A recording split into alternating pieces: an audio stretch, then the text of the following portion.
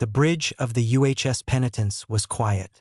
The only sounds were the soft beeps from the control stations and the low hum of the ship's engines.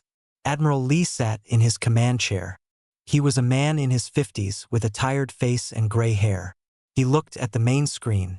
A signal played on a loop. It was a distress call. But it was an old one. A very old one. His executive officer, Commander Yuna, stood next to him.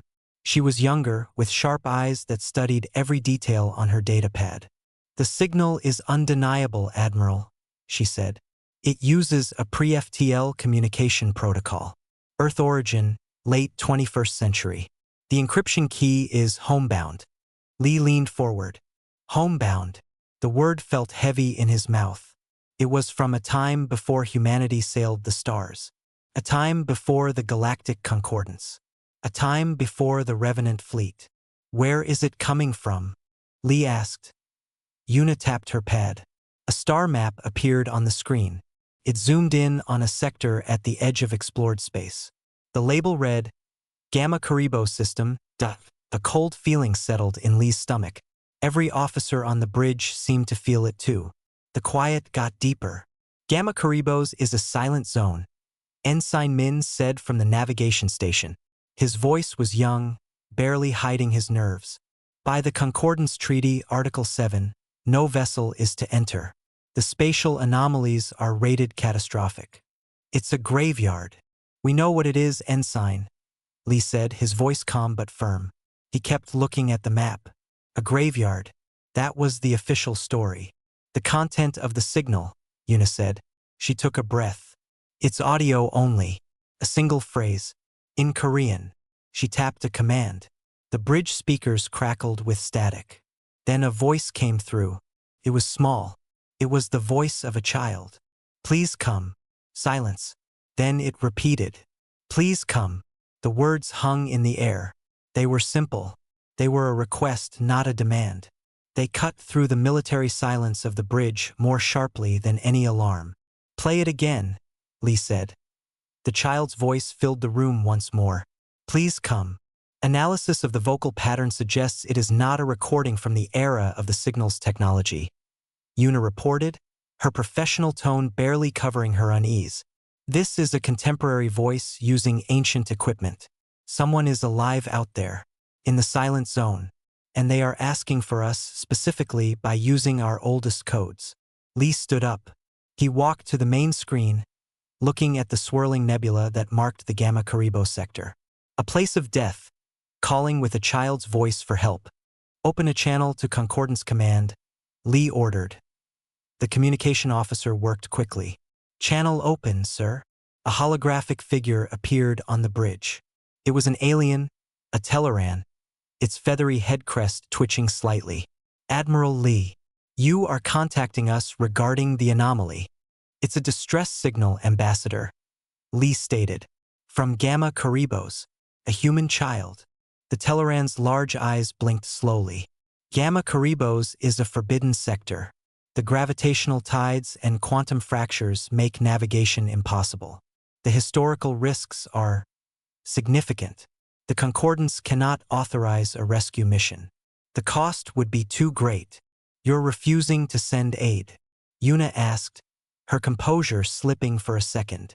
"We are refusing to risk more lives in a place that has already claimed so many," the ambassador said, its tone final. "The signal is a tragedy, but it is a tragedy best left undisturbed." The channel closed. The bridge was quiet again, save for that repeating whisper from the speakers. "Please come." Lee turned to his crew. He saw the conflict on their faces. Duty said to follow Concordance orders. But something deeper, something older, pulled at them. That voice. That simple, terrified, hopeful voice. His personal console chimed. A message from Earth Central Command. He read it. His jaw tightened. "Well?" Yuna asked. Lee looked at her, then at the faces of his crew. "Central Command has given us new orders. They agree with the Concordance's assessment of the danger." A wave of disappointment washed over the bridge. Lee continued. "They agree it is far too dangerous for a standard Concordance fleet." He paused. Therefore, they are sending us. He let the words sink in. The Revenant Fleet, humanity's deadliest, not sent to conquer or to threaten. They were being sent because no one else would go, and because everyone believed they were the only ones who might, just might, come back. Set condition 1 throughout the fleet, Lee said, his voice filling the space. Prepare the penitence, the remorse, the vigil, and the atonement for immediate translation to faster than light. Plot a course for the Gamma Caribou system. Ensign Min stared. Admiral? The anomalies will be navigated. Ensign, Lee said. He finally looked away from the star map and back at his crew. A child is calling. From a place where no one should be. We are going to answer. The orders were given. The mighty engines of the deadliest fleet humanity had ever built began to power up. They were not heading into a battle. They were heading into a grave, led by a whisper. The silence of faster-than-light travel was not peaceful. It was a heavy, waiting silence. The 4 ships of the Revenant Fleet moved through the unnatural dark between stars. On the bridge of the penitence, people worked quietly. They checked their screens again and again. Admiral Lee did not leave his chair. He watched the main screen. Commander Yuna stood nearby. She looked at data streaming on her pad. We are approaching the Gamma Caribou's boundary, Ensign Min said from his station. His knuckles were white on the edge of his console. Dropping from FTL in 10 seconds. All ships go to full alert, Lee said. His voice was calm.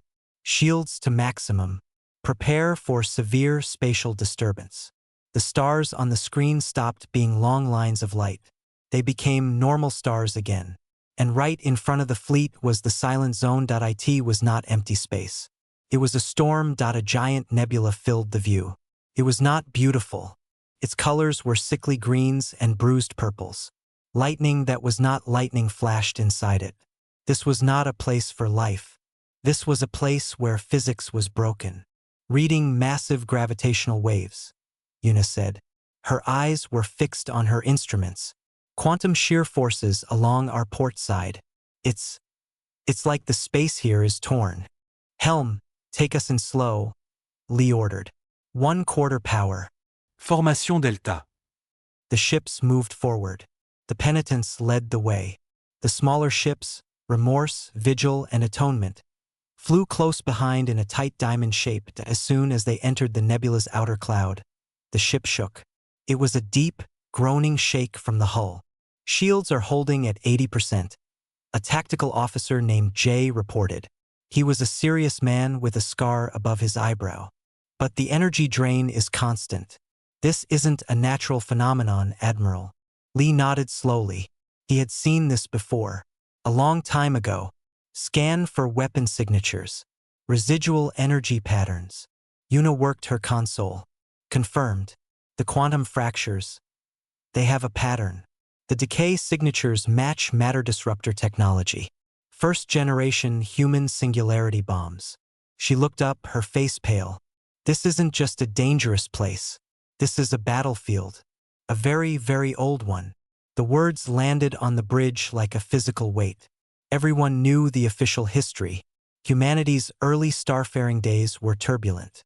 But singularity bombs were a dark legend. Weapons so terrible they were banned and all knowledge of them destroyed. They didn't just destroy a target. They unmade the space around it.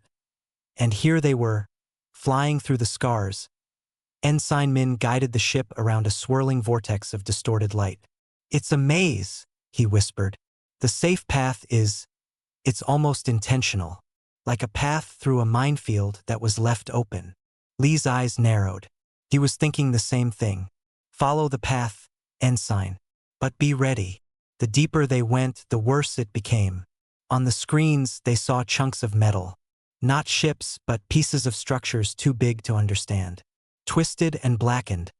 Floating in the angry gas. Life signs? Lee asked. None, Yuna said. Nothing. Not even bacteria. The radiation levels, even through our shields, are high. It's a complete sterility zone. They flew for hours. The tension was a thick wire pulled tight in everyone's chest. The child's voice still played in Lee's mind. Please come. How could anything live here? Admiral. Yuna's voice cut through the low hum. I'm picking something up. At the edge of our long-range scans. A structure. It's a massive. On screen. The main viewer changed. The nebulous cloud parted for a moment on their sensors. What they saw made everyone stare. It was a world that was not a world. An orbital habitat. It was made of smooth, organic curves that looked like seashells or petals.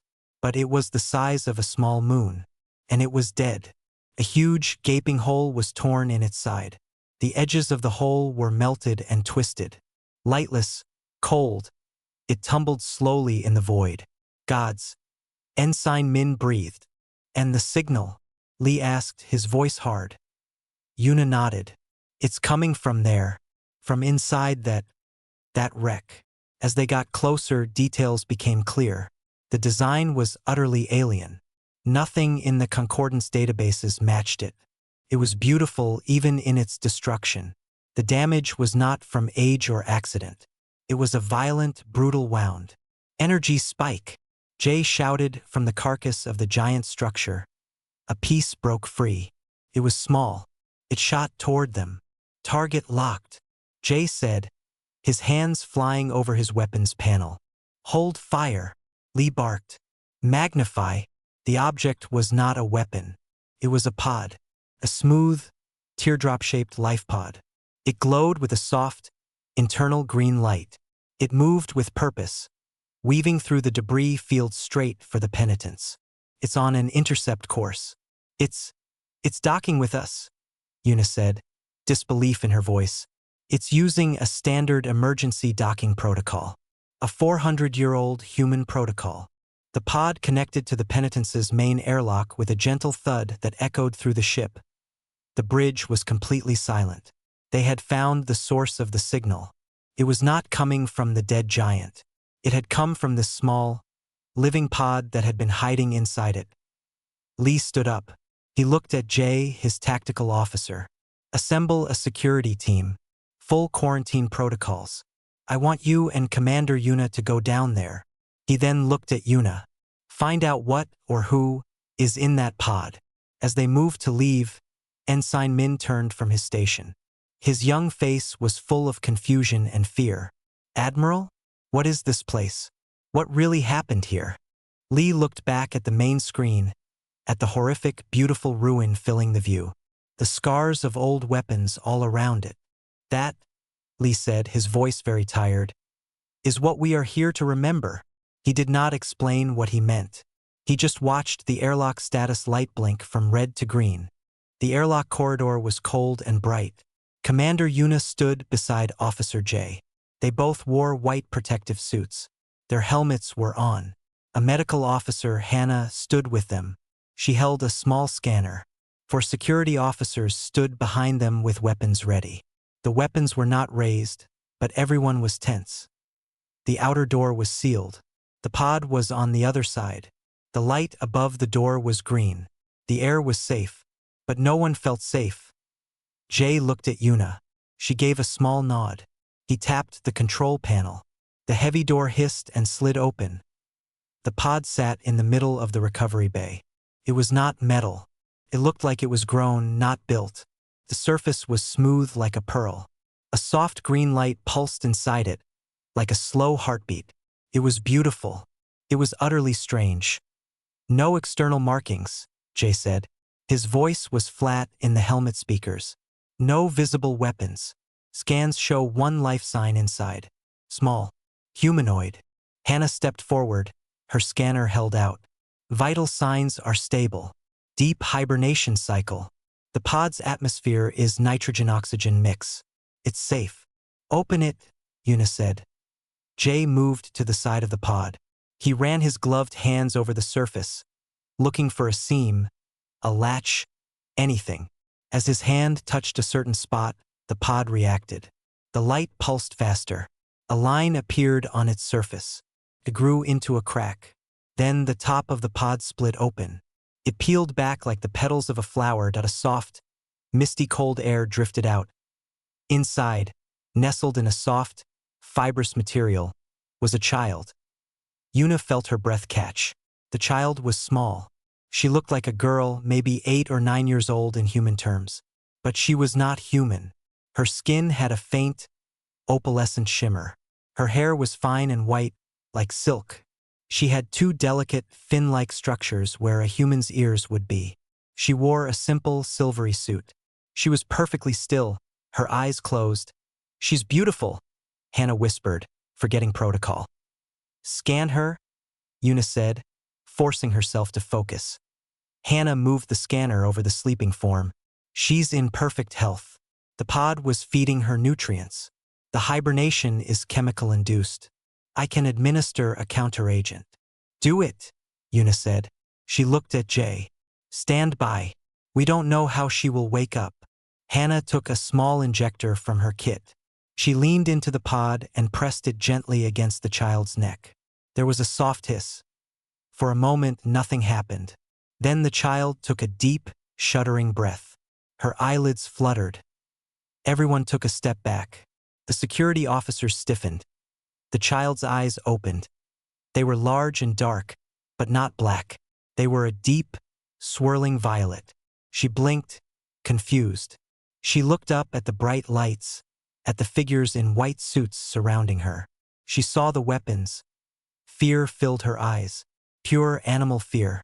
She scrambled back in the pod, pressing herself against the soft material.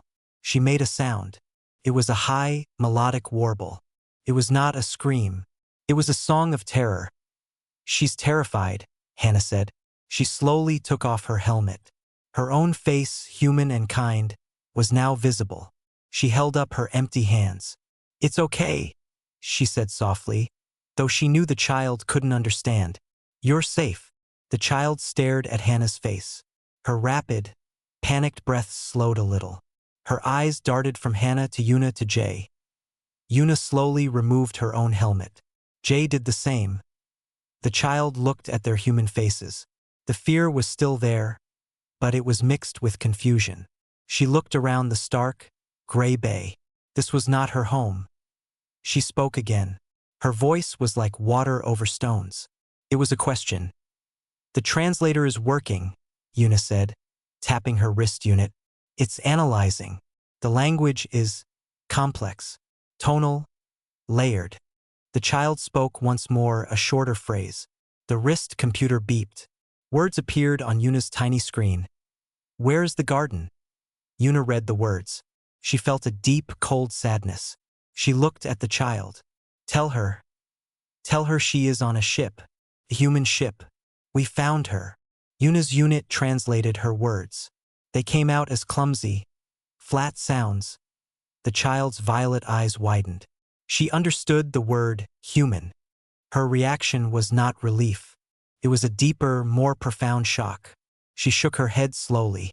She pointed a slender finger at Una, then at herself.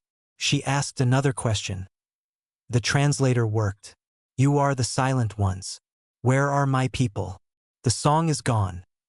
Before Una could think of how to answer, the pod behind the child chimed. The soft green light focused into a beam, projected an image into the air above the pod.it was a man. A human man. He wore an old-style science uniform. He looked tired but kind. He was smiling. Next to him, an adult of the child's species stood. Tall, graceful, with the same opalescent skin and fine features. Their hands were clasped. They looked happy. The child saw the image and cried out. It was a name. Kaylin. She reached for the hologram, but her hand passed through it. The human in the recording began to speak. The translator picked it up in broken pieces. Final log. Project Chrysalis. The child is safe. They must not find. The image flickered. The smile vanished, replaced by panic. Alarms blared in the recording. The human scientist looked over his shoulder, then back.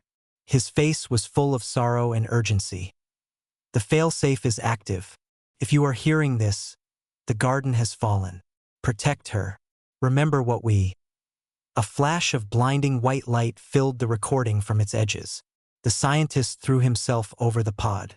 The alien figure reached out. Then the recording dissolved into static. And then, A final, clear warning in Korean. The scientist's voice desperate. Do not trust the silence. The beam shut off. The pod went dark. The child, Sue, her name from the pod's data now flashing on Yuna's screen, was silent. She stared at the empty space where the image had been. The confusion was gone. Only a terrible understanding remained. She wrapped her arms around herself and began to rock slowly back and forth. She made no sound. Yuna looked at Jay. His face was stone, but his eyes were troubled. The words hung in the cold air. Project Chrysalis. The garden has fallen. They had found the source of the signal. She was alive, and now they had to tell her she was alone. Sue did not cry. She sat on a soft chair in the medical room. The room was clean and quiet. Medic Hannah had given her a cup of water. Sue held it but did not drink. She stared at the floor. Her whole body was still. Hannah sat nearby. She spoke in a gentle voice. The translation device on the table turned her words into soft, melodic sounds. You are safe here, Sue. No one will hurt you. Sue did not look up. She spoke a single word. Her voice was a whisper. The translator screen showed the meaning. Alone? Hannah's heart felt tight. You are with us, she said. It was not the answer Sue was asking for. On the bridge. The mood was heavy. The main screen showed the dead habitat. It was a giant, broken shell. Admiral Lee studied it. Commander Yuna stood next to him. She read from a datapad. The scans of the structure are complete, Yuna said. Her voice was quiet. It was a closed ecosystem, a self-sustaining world. We are calling it the garden in our files, based on the child's words. What ended it? Lee asked. He already knew the answer. He needed to hear it confirmed. Yuna tapped the pad. A detailed scan of the huge hole in the habitat side appeared. The damage pattern is consistent with a directional entropy wave. Matter was not just burned or melted. It was unmade, at a quantum level. She looked at Lee. The signature is a 99% match. First-generation human singularity weapon. The same as the scars in the nebula around us. Lee closed his eyes for a moment. A weapon of last resort, designed to leave nothing behind, not even ruins. He opened his eyes. And the life signs? None, Yuna said, the word final. The entire structure is sterile. The radiation levels inside are lethal. Nothing could have survived. Except something in a specially shielded pod. Lee finished. He turned from the screen. What do we know about her? Yuna pulled up Sue's file. Her name is Sue. The pod's medical data suggests she is approximately 8 years old in her species development. She was in a deep hibernation cycle. The pod was programmed to wake her if it detected certain external signals. We believe our ship's arrival, our use of old human codes, was that signal. She called us the Silent Ones, Lee said, remembering Yuna's report. Yuna nodded. It's a direct translation. In her language, it seems to mean those who are cut off from a connection, a song. I think she means a telepathic link, Admiral. Her people were likely telepathic, and humans are not. We are silent to her. Down in the medical room, Hannah was trying another approach. She showed Sue pictures on a tablet. Simple things. A star, a tree, water. Sue looked at them without interest. Then Hannah showed a picture of a flower. Sue's hand moved. She touched the screen. She made a soft, sad sound. A series of notes. The translator struggled, then displayed, Night Singer. It opens for the small moons. It's beautiful, Hannah said softly. Sue looked at Hannah for the first time. Her large violet eyes searched Hannah's face. You are not all silent, the device translated Sue's next words. You have a small song. It is afraid. Hannah was startled. Afraid. Your song trembles. Sue said. You are sad for me, and you are afraid of what you have found. Hannah did not know what to say. Sue understood too much. On the bridge, the science officer called for Yuna. Commander, you need to see this. The pod. It's interacting with our core database. It's not a hack. It's asking for permission. Yuna walked over quickly. Permission for what? To share data. It's offering a file. A massive historical file. It's labeled The Garden's Memory. Lee was there in 3 long strides. Is it safe? The pod is using the most basic open data protocol we have. It's like it's handing us a book. There's no hidden code, the officer said. Lee and Yuna exchanged a look. The child's pod wanted to tell them a story. The scientist's last words echoed. Remember what we... Do it, Lee said. Receive the file, but isolate it in the secure server. No one accesses it until I give the order. The transfer began. On the screen, a progress bar filled slowly. It was a huge amount of information. Back in the medical room, Sue suddenly looked up at the ceiling, as if she heard something. Her face grew even more pale. They are waking the memory. Her translated voice came through the device. What memory? Hannah asked. The last song of my people, Sue said. She pulled her knees to her chest. It holds their joy and their end. The silent ones made the great silence. She looked at Hannah, and a single tear, shimmering like a pearl, traced down her cheek. You will see what you did. Hannah felt a chill. She reached out slowly and put her hand over Sue's small, cool one. Sue did not pull away. She just sat, waiting for the humans to learn the truth they had flown so far to find. The progress bar on the bridge reached 100%. A notification blinked. Transfer complete. File, The Garden's Memory, awaiting access. The bridge was silent. All eyes were on Admiral Lee. He stared at the notification. To open it was to look directly into the sun of their past. Could burn them all. He thought of the child, alone in medical. He thought of the dead habitat spinning outside his window. He thought of his fleet, named for regret. Prepare the senior staff, Lee said, his voice rough. We will view the record in 1 hour. No one views it alone. This was a burden they would all have to share. They had come to answer a call. Now they had to face the reason the call had been made in the first place. The briefing room was full of quiet tension. All senior officers of the penitents were there. Admiral Lee sat at the head of the table. Commander Yuna was at his right. Officer Jay and Medic Hannah were also present. Ensign Min stood near the door, looking young and out of place. On the main wall screen, a single file name glowed. The Garden's Memory. N01 spoke. The only sound was the low hum of the ship. Lee looked around the table. He saw fear in their eyes. He saw the need to know. He felt the same weight in his own chest. We are here to view a record, Lee said. His voice was low. It was given to us by the child's pod. We believe it is the history of her people, of what happened here. We do not know what we will see, but we must see it together. He gave a nod to Yuna. She tapped a command on the table console. The file opened. The screen was filled with light. Not the harsh light of stars, but a gentle golden light. It was the inside of the habitat. The garden. It was breathtaking. It was a vast, living space. Structures grew from the ground and walls, flowing into beautiful shapes. They looked like trees made of crystal and light. Waterfalls drifted upward. In the air, thousands of small, glowing creatures moved like friendly stars.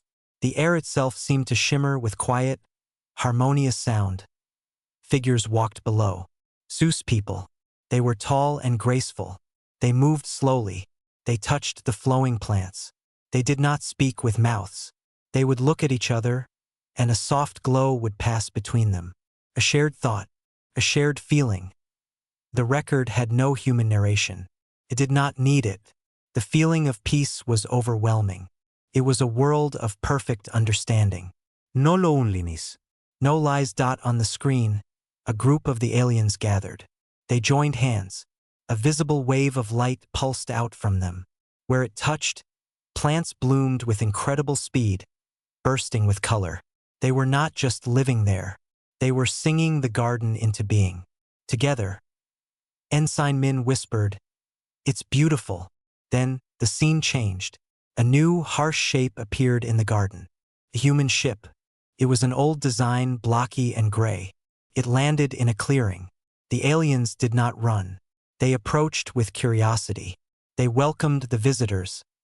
Human scientists in old uniforms stepped out. They looked around in wonder. The record showed quick images. Humans and aliens working side by side. Learning.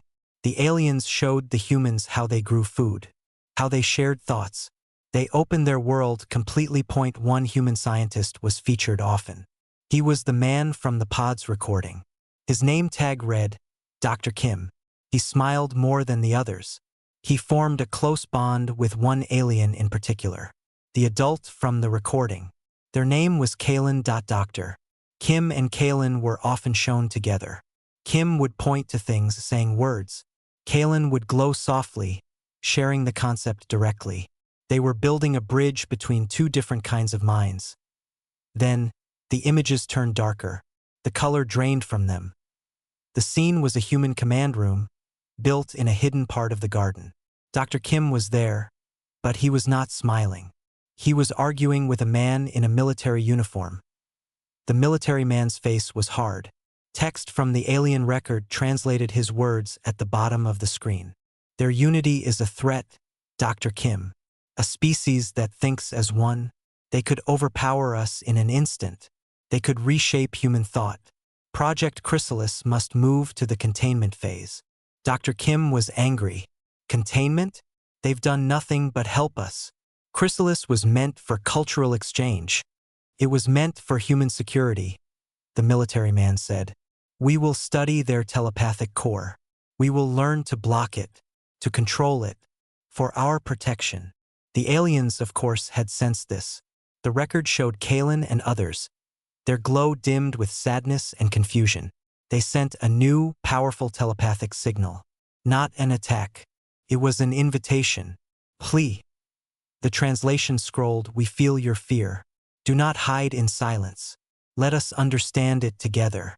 Fear shared is fear halved. The human military leaders saw this not as a gift, but as an invasion. A telepathic attack on their minds. Panic spread through the human camp. The final scenes were chaotic.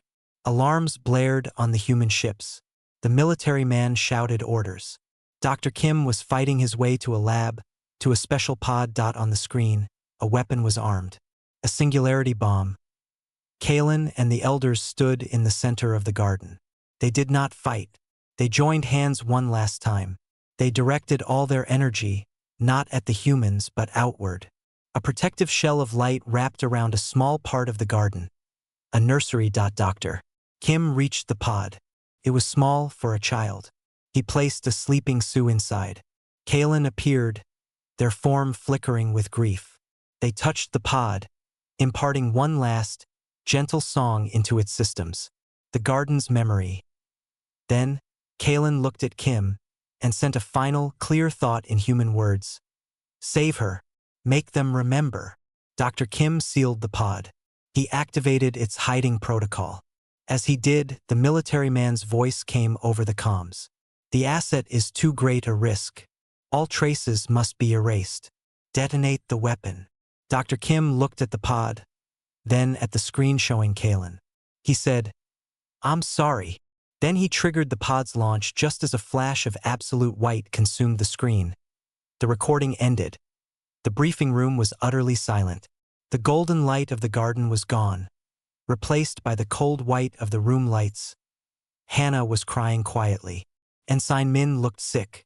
Jay's jaw was clenched so tight a muscle twitched in his cheek. Yuna stared at the blank screen, her face pale. Admiral Lee slowly put his hands flat on the table. He looked at each of them. He saw the horror, the shame. There it is, Lee said, his voice like stone. Not a war, a misunderstanding born of fear. A beautiful people offered connection. And our answer was absolute silence. He stood up.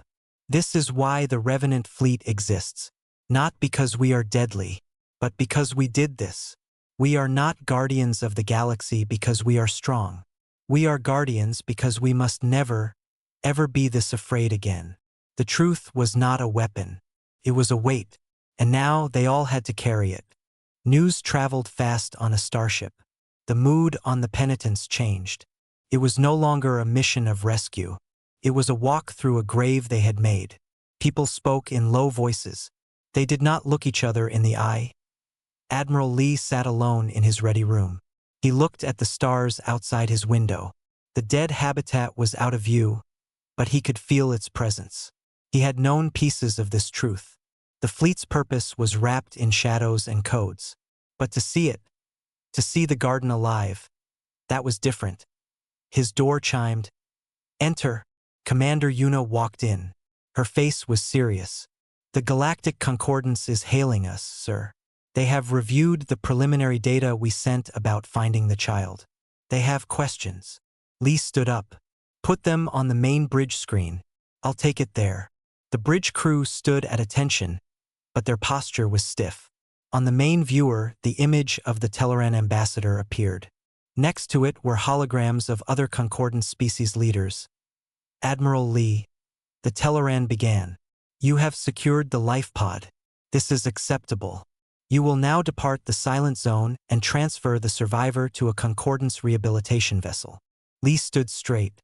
"With respect, Ambassador, the situation has changed. We have uncovered historical data. This is not just a rescue. It is an accounting." A different alien, a stern-looking Grathan, spoke. "Your accounting is not requested. The Gamma Caribos incident is a closed file. By ancient treaty, it is not to be examined."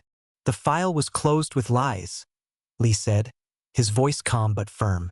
"We believed it was a mutual disaster, a natural cataclysm. It was not. It was an act of fear, a human act." A murmur went through the bridge. Officers exchanged glances.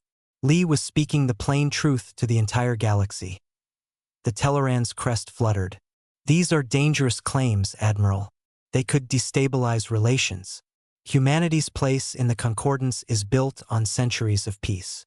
"It is built on a hidden crime," Lee replied. He felt the eyes of his crew on his back. "My fleet is not what you think it is. We are not your sharpened blade.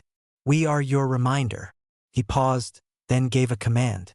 "Commander Yuna, broadcast the key sequence from the Garden's memory to the Concordance. The first contact, the welcome, and the final order."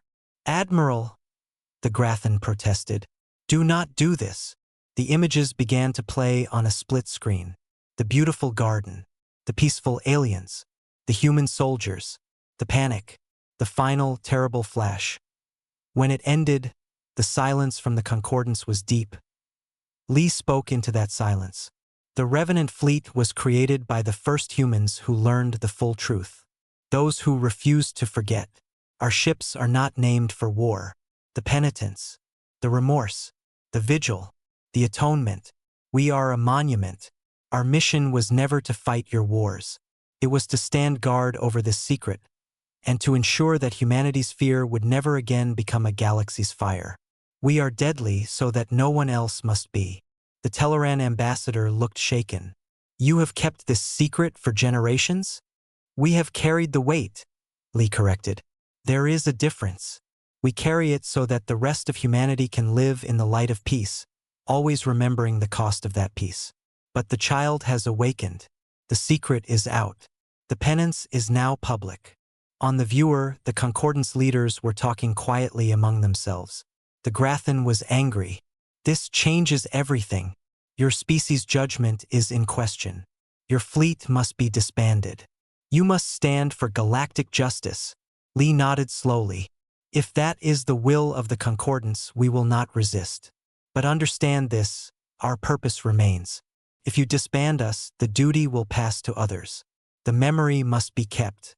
The vigil must continue. We failed once. We will not fail by forgetting." He turned slightly, looking toward the corridor that led to the medical bay.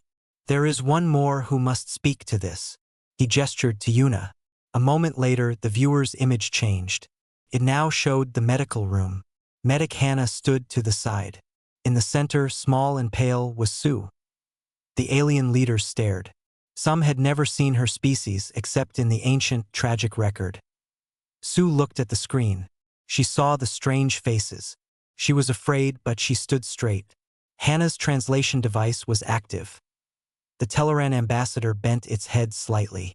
Child of the garden, we grieve for your people. Sue listened to the translated words. She was silent for a long time. She then touched the device around her neck. Her own melodic voice filled the bridge and the concordance chambers. You grieve now, but you let the silence grow for ages. The words were not angry. They were full of a sad truth. The humans who did this are dust. The humans here now, they weep. Their song is heavy with shame. She looked directly at the viewer, her violet eyes clear. You wish to punish them? Their punishment lives in them. It has lived in them for centuries. I see it in the song of this ship. It is a song of sorrow. She turned and looked out the medical room's port window, toward the nebula that hid her home. I do not want more silence. I do not want more punishment. I want the song to continue, even if it is a new song, a sad song. She faced them again. Let them keep their vigil, but let them do it in the light. No more secrets. The transmission from the concordance ended abruptly. They needed to discuss on the bridge of the penitents. No one moved. They had heard the verdict of history from an ancient victim, and she had offered not vengeance, but a chance to do better. Lee looked at his crew. Their faces were streaked with tears, but their chins were raised. The shame was there, but it was no longer festering in the dark. It was out in the open, and strangely it felt lighter. The penance, Lee said softly to everyone and no one, is not for them to end. It is for us to bear, and for her to witness. The fleet's purpose had not changed, but now, for the first time, someone else understood it. One standard year later, the Gamma Caribou system was different. It was not peaceful. The nebula still churned with the scars of the old weapon. The shattered pieces of the garden still turned in the dark. But it was no longer silent. The Revenant fleet held its position. The penitence, the remorse, the vigil, and the atonement floated like quiet sentinels. But they were not alone now. Around them, in a careful orbit, were other ships, sleek concordance science vessels, a blocky Grathan engineering ship, even a Tulkan meditation barge, its organic hull glowing softly. At the center of this new formation was a space station. It was not large. It was called the Keeper's Spire. It was a memorial, a museum, and a meeting place. On the observation deck of the spire, Admiral Lee stood looking out. He wore a simple uniform without many medals. The view showed his fleet and the nebula beyond. It was a view of duty. The door hissed open. Commander Yuna walked in, followed by Sue. Sue looked different. She was still small, with her opalescent skin and fine white hair. But she was no longer the terrified child from the pod. She wore a simple tunic, a blend of human and concordant styles. Her large violet eyes were calm. She held a small data pad. The last of the biosamples are stabilizing, Yuna reported to Lee. The team from the Tulkan ship believes they can encourage growth in the new dome within the month. Lee nodded. He looked at Sue. And you? Is the translation matrix working for your lessons? Sue touched the device at her throat. When she spoke, her melodic voice was accompanied by clear, synthetic Korean. It is sufficient. The concepts of quantum physics are difficult to sing. A faint, almost smile touched her lips. It was rare, but it happened more now. The new dome was the project. Deep within the spire, a vast chamber had been built. Using data from Sue's pod and fragments recovered from the dead garden, they were trying to grow a piece of it again. Not the whole thing. That was impossible. But a piece. A few of the crystal-leafed plants. A patch of soft, glowing moss. A small, trickling stream that defied gravity. It was a sad, tiny echo of a lost world. But it was growing. Sue spent her days there with Hannah and the scientists. She would touch the plants and hum. The sound seemed to help them. She was teaching, and she was learning. The Concordance Council's decision is final, Yuna said, handing Lee a data pad. The Revenant fleet is to remain as the permanent guardians of the Gamma Caribou Silent Zone. Their mandate is redefined, guardian and witness. All historical records are to be unsealed. What happened here will be taught. And the patrols? Lee asked. Continuing, Una said. But now we are to escort the researchers. Our deadliness is to protect the future, not hide the past. It was what Lee had expected. The galaxy did not forgive the old crime. But they had listened to Sue. They saw the purpose of the fleet. They saw the centuries of silent penance. The punishment was not ended. It was transformed. It was now a public duty. Sue walked to the large window. She looked past the ships, toward the swirling nebula that hid the ruins of her home. They are still gone, she said, her translated voice soft. The great song is still silent. I know, Lee said. He did not offer empty comfort.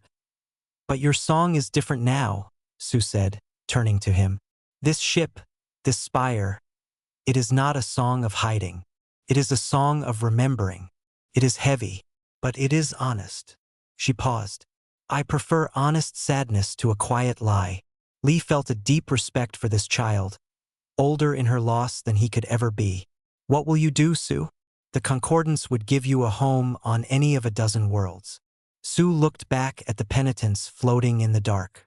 My pod woke for your ship. Kalen trusted the one called Dr. Kim. There is a thread. She touched the glass. The new garden needs a keeper. I will stay. I will help Hannah. I will teach those who want to learn the old songs. And I will learn your songs.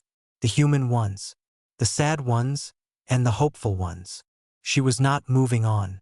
She was building a new life on the bedrock of the old tragedy. She was weaving her thread into theirs. Later, Lee stood on the bridge of the penitents. Ensign Min, now a junior lieutenant, was at his post. His face was more serious than it had been a year ago. He had seen the truth, and it had changed him.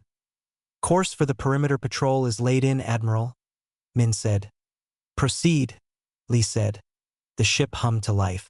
It moved away from the spire, heading toward the edge of the nebula. They were not running from the ghosts anymore. They were watching over them. They were making sure no one ever forgot why the ghosts were there.